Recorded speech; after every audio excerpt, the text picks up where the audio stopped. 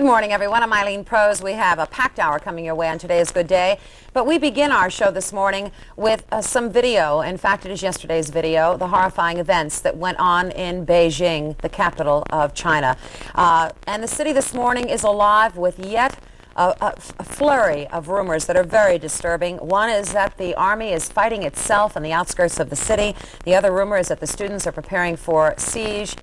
The rumor is that the military might indeed move on to the campuses. And, of course, sporadic shooting continues.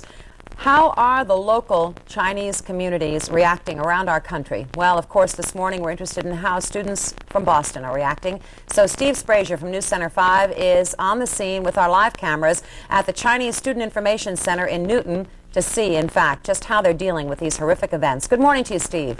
Good morning to you, Eileen. Perhaps at first we should explain what the Chinese Student Information Center is.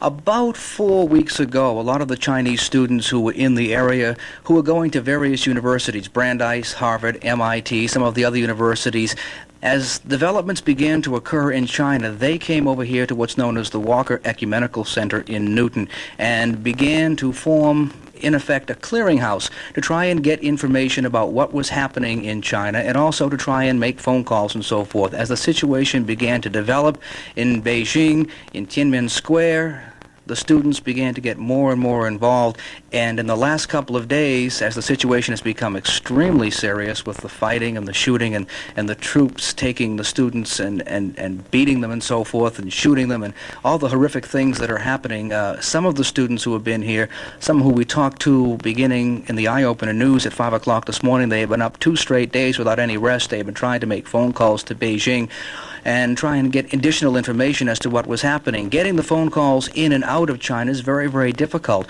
One of the things that they were able to do yesterday was they were able to contact a contingent of students at the university in Beijing, and from 2:30 until 3:30 our time, they talked with those students, and the students in Beijing recorded a message for those in America. It turned out to be a 10-page document, part of which we're holding right here. What the students here at the Chinese Information Center did was to take this document and they transcribed it 2 ways. They recorded it first on audio tape, recorded the phone conversation as long as it lasted, and then they wrote it both in English and in Chinese. And in the meantime, what they have done is they have taken the Chinese version of this 10-page document from the students explaining what was happening, and they have faxed it out around the country to, we understand, Chinese language newspapers and also other students, other Chinese students from the mainland who are studying in the United States. In addition, they've taken the English version of this particular document and they have faxed that also around the country, not only to American news organizations, but to those who are interested in what has been happening. Now, since that time, a couple of phone calls have gone through. We were here about 6 o'clock this morning when one phone call was made to Beijing.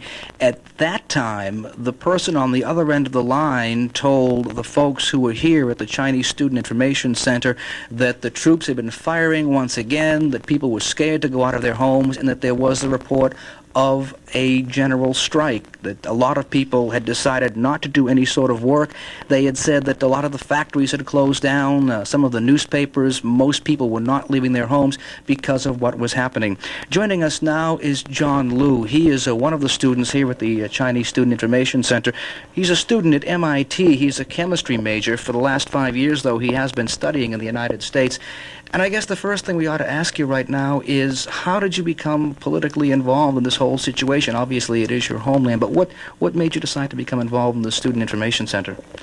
I think really the turning point is the last few days, what's happening in Beijing when I saw all those massive killings of people's army using their own guns against Chinese people. I think that really make me feel so angry and so desperate, and a feeling of sorrow and anger, and really inspired.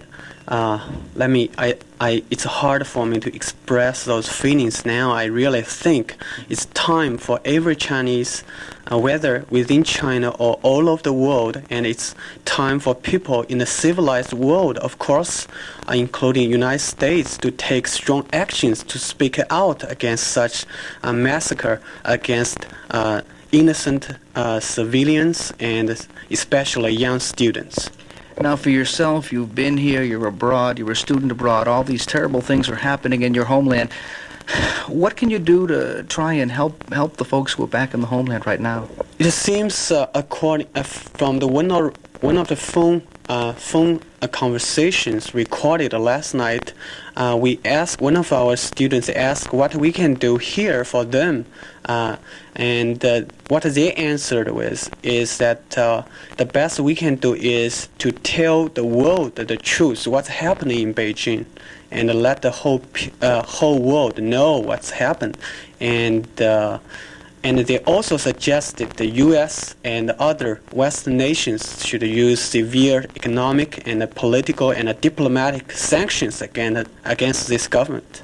And some of those students are indeed just trying to do that. In fact, right now, even as we speak, a contingent of students from MIT and other universities around the area have taken the bus to Washington. They're going to demonstrate in front of the Chinese embassy and also in front of the White House, hoping that the United States government will impose some sort of economic sanctions and other things that it could possibly do against the Chinese government in retaliation for what is happening. We should also mention, Eileen, before we go, that a lot of the students who were involved in the Chinese Information Center here in Newton, they do have family back in China. For example, not only parents, but husbands or wives, and many of them have not heard anything at all from their loved ones, and they're very, very concerned. It's a very, very emotional situation. From the Chinese Information Center in Newton, I'm Steve Sprazier for Good Day. Eileen? Steve, may I just ask you a question? Do you get a sense that as they contact the Beijing students, that as they report that the whole world is watching this, that it's giving the students over there kind of additional fuel to reorganize and again stand up to the army?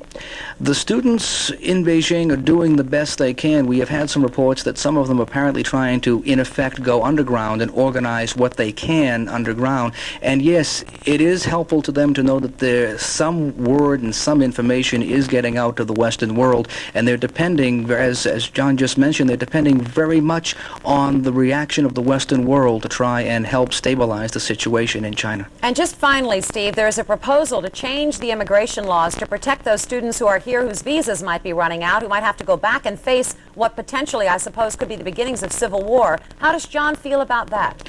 Let us ask him. The question from Eileen was, there is some move to try and change the visas to protect folks like yourself so that you won't have to go back and face what in effect would be a civil war. How do you feel about that? I think it is important for the U.S. government to take this step. I think one of the things one of the Chinese students from Beijing said last night that is that you folks don't go back right now. It would be cost more. And what we need to do now is to save as many lives as possible, and it's going to be a long-term struggle instead of a shorter one. Do you think at this point you could do more good here in the United States than you could back in your home country? I think so. Okay, thank you, John. Eileen?